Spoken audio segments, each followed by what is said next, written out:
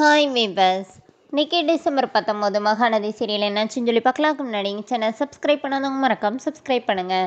இன்றைக்கி என்ன அப்படின்னு சொல்லி பார்த்தீங்கன்னா, இங்கே வந்து ராகினி வந்து நிவினை தேடி வராங்களா. வந்து நிவின் கிட்ட வந்து இந்த மாதிரி என்னை ஏமாற்றிட்டே, உனக்கு கில்ட்டாகவே இல்லையா அப்படின்னோடனே நிவின் கேட்குறாரு, யாரை பார்த்து கில்ட்டாக இல்லையா நீ கேட்குறேன்னு சொல்லிட்டு நிவின் வந்து அவங்க வீட்டில் செஞ்சதெல்லாம் சொல்கிறாங்க. இந்த மாதிரி காவேரி அப்பா அவங்களால தானே இறந்தாரு, நான் வந்து காவேரி கிட்ட பேசுகிறத பார்த்தோன்னே உன் தம்பி வந்து இந்த மாதிரி அவங்க தங்கச்சியை கடத்தி வச்சுருந்தானே, அப்போல்லாம் உங்களுக்கு கில்ட்டாக தோணலையோ அப்படின்னு சொல்லிட்டு நிறைய பேசுகிறாரு.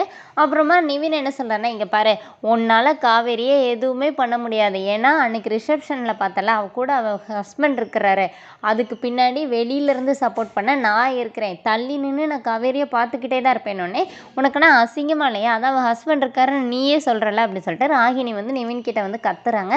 இங்கே என்ன ஆகுதுன்னா, கங்காவும் குமரனும் போய் அந்த ஃபாதரை போய் பார்த்தா அவங்களோட ஆர்டர்லாம் கம்ப்ளீட் பண்ணிட்டோம் சொல்லி அந்த இதெல்லாம் கொடுக்குறாங்க. அவங்க வந்து ப்ராசஸ் ஆகி காசு வர்றதுக்கு 2 வாரம் ஆகும் அப்படின்னோடனே இப்போ கங்காவும் குமரனும் அப்படியே யோசிச்சுட்டே இருக்காங்க. அப்போ பார்த்தா அங்கே ஜேம்ஸ்னு ஒருத்தர் வர்றாரு.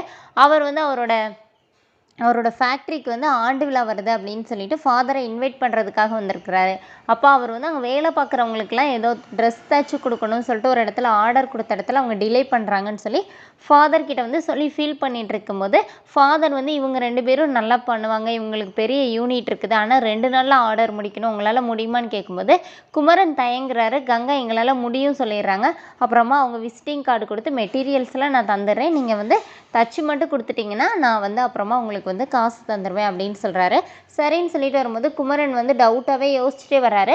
இப்போ கங்கா என்ன சொல்கிறாங்கன்னா, சலீமை பேசாமல் மிஷினோடு இங்கே வர சொல்லுங்கள், நம்மளால் முடியும் அப்படின்னு சொல்லிட்டு அப்புறமா குமரனோட கையை பிடிச்சிட்டு சொல்கிறாங்க, நம்ம முன்னாடி இருக்கிறது 2 ஆப்ஷன், முடியாதுன்னா எதுவுமே முடியாது, நம்ம வந்து இப்படியே தான் இருக்கணும், நம்ம வந்து வருமானமும் வராது எதுவும் வராது, ஆனால் முடியும்னு நினச்சோன்னா அவங்கக்கிட்ட ஒரு நாள் டைம் கூட கேட்கலாம், நம்மளால் இந்த மாதிரி எல்லாமே செய்ய முடியும்னு சொல்லி புரிய வைக்கிறாங்க. அப்போ குமரன் என்ன சொல்கிறாருன்னா, நீ இந்த மாதிரி எனக்கு டவுட் வரும்போது என் கையை பிடிச்சி இந்த மாதிரி சொன்னாலே நான் செஞ்சிருவேன் அப்படிங்கிற மாதிரி சொல்கிறாரு. இங்கே வீட்டில் என்ன ஆகுதுன்னா, விஜயும் தாத்தாவும் உட்காந்து செஸ் விளையாண்டுட்டு இருக்காங்க. அப்போ பார்த்து காவேரி உள்ள என்ட்ரு ஆகுறாங்க.